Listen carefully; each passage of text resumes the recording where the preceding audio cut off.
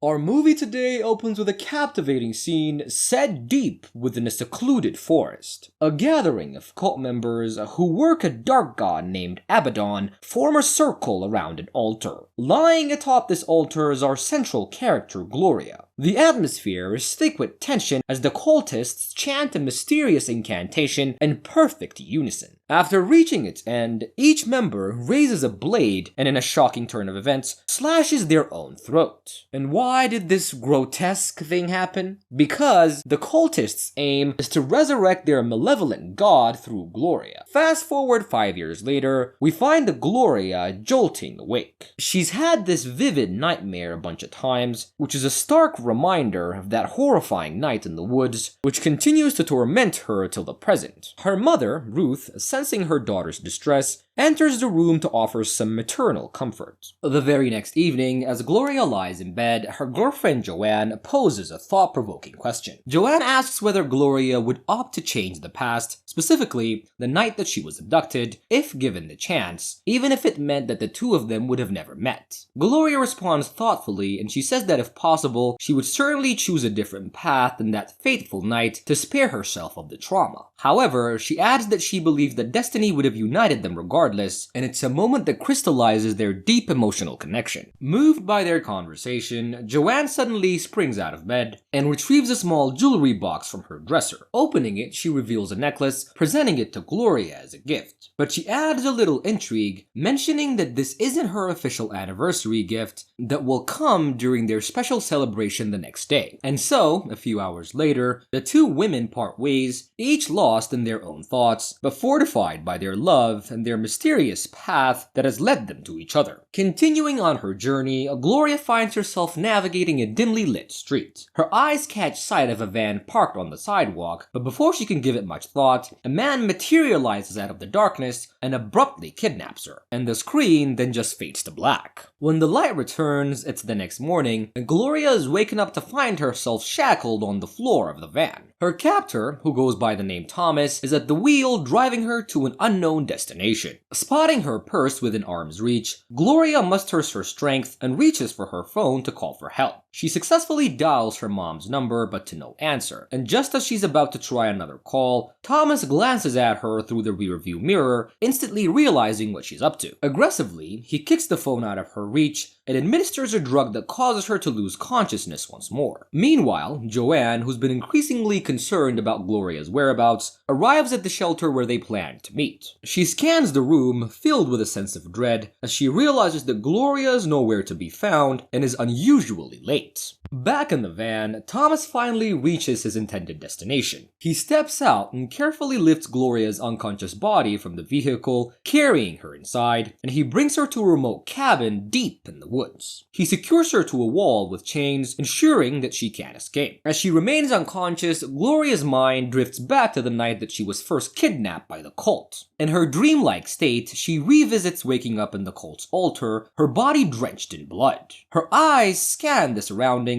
falling upon the lifeless bodies of the cult members scattered around her, and the dream brings her back to consciousness. Awakening in the cabin, Gloria's eyes focus on Thomas as he approaches her. For the first time, she notices his face covered by deep scars. Surprisingly, he carries a bowl of water and offers it to her, and while the gesture was unexpected, the tension remains high and Gloria is left to ponder what will come next in this haunting tale. In a chilling twist, Thomas cryptically tells Gloria that she only needs to endure her captivity until the sunrise of the next morning. He insists that he's doing all of this to save her, though he provides no further explanation. During this time, an increasingly worried Joanne contacts Ruth to find out if she has any information about Gloria's whereabouts. Ruth is equally clueless, and Joanne's heart sinks when she checks the voicemails on Ruth's phone and finds a recording of Gloria's anguished screams. Realizing the severity of the situation, they immediately report her disappearance to the police. Not content to sit idle by, Joanne takes action by organizing her own search party. She rallies friends and volunteers to scour the neighborhood near Gloria's home, hoping to find any clue that might lead them to her. Back at the cabin, Gloria's presence wears thin. She confronts Thomas, demanding to know the reason behind her kidnapping and the bizarre conditions that he set for her release. And Thomas continues to reveal a shocking piece of his past. He was once a member of the very cult that kidnapped Gloria 5 years ago. However, upon seeing her led to the altar that terrifying night, he began to question his involvement in his faith in the cult's dark purpose. Unable to bring himself to take part in the horrifying ritual, he faked his own death. Amidst all of this, Joanne receives word from Ruth that the police have found the necklace that she gave Gloria abandoned on the street.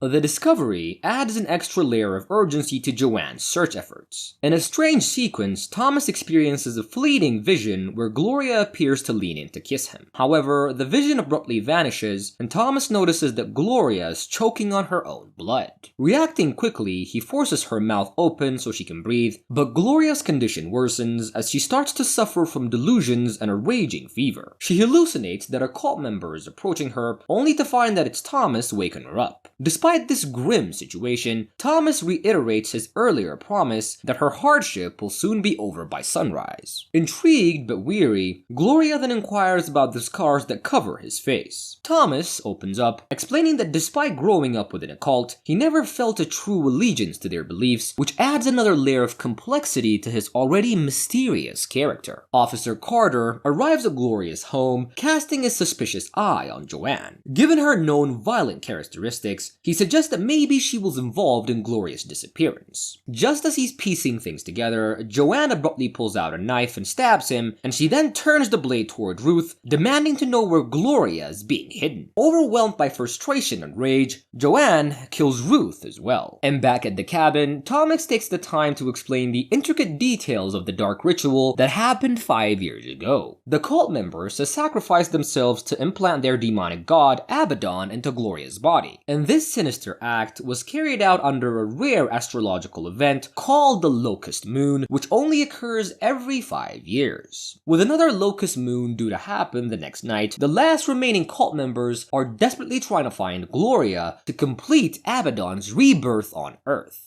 Thomas reveals that he kidnapped Gloria to prevent the remaining cultists from reaching her, and if she can make it to the next sunrise without undergoing the ritual, Abaddon will not be reborn and Gloria will be safe. Then the story takes a dramatic turn, where Joanne returns to her apartment and opens a secret passageway leading to a hidden altar. Kneeling in front of it, she prays for Abaddon's forgiveness, and in a shocking plot twist, it becomes clear that Joanne is actually a cult member who deliberately brought herself into Gloria's life to use her body as a vessel for Abaddon. This revelation also explains why Joanne became so upset upon discovering Gloria's disappearance. It wasn't love for Gloria, but the devotion and fear that she has for the demon that she worships. Meanwhile, back at the cabin, Gloria's condition is rapidly deteriorating. She begins experiencing hallucinations of Abaddon appearing before her, and she tells Thomas that her back is causing her immense pain, and when she examines it, he finds 2 dark protruding holes. The sight shakes him to his core, as until this moment, he had held on to the belief that the cult's dogma was nothing but baseless myth. But now, he's forced to confront the very real possibility that they may be true. In another unsettling turn, Thomas experiences a hallucination in which Gloria seduces him only to morph into the demonic Abaddon right before his eyes. And shaken, he wakes up to the horrifying realization that Gloria might actually be giving birth to a demon. At the same time, Joanne receives a crucial tip from a man who claims that he saw someone with a scared face driving a van in front of Gloria's house. A light bulb goes off in Joanne's mind as she knows exactly who the man is. Urgently, she enlists the help of Kent, one of the male staff from the shelter where she works, to drive her to where she suspects will be the location of Gloria's captivity. Back in the cabin, a weakened Gloria pleads with Thomas to let her at least contact her girlfriend. Thomas then drops another bombshell. Joanne is actually his sister Gwen, who had been hiding under their mother's name. According to Thomas, Gwen was designated as the cult's chosen one, the only survivor meant to complete the demonic ritual after 5 years. He also reveals the painful history of his burn scars inflicted upon him by his sister. Gloria manages to gather enough strength to stand and escape through a window. As she stumbles upon Thomas, her eyes have turned a chilling blue, her hair is falling out, and black wings have sprouted from her back. Filled with dread, she comes to terms with the fact that she's transforming into the demon Abaddon. Joanne, meanwhile, figures out that the man with the scared face is her brother Thomas, and realizing that he likely took Gloria to their family's cabin, she orders Kent to drive her there immediately. Upon arrival, they confirm that Gloria is indeed at the cabin, and seizing an opportunity when Kent is distracted, Gloria stabs him. As Gloria's transformation inches closer to completion, Thomas grapples with a terrible decision. He concludes that the most humane action might be to kill Gloria and end her unimaginable suffering, and with great difficulty, he raises his shotgun, aiming it at her. However, he couldn't bring himself to pull the trigger, and lowering his gun, he is met with a chilling moment.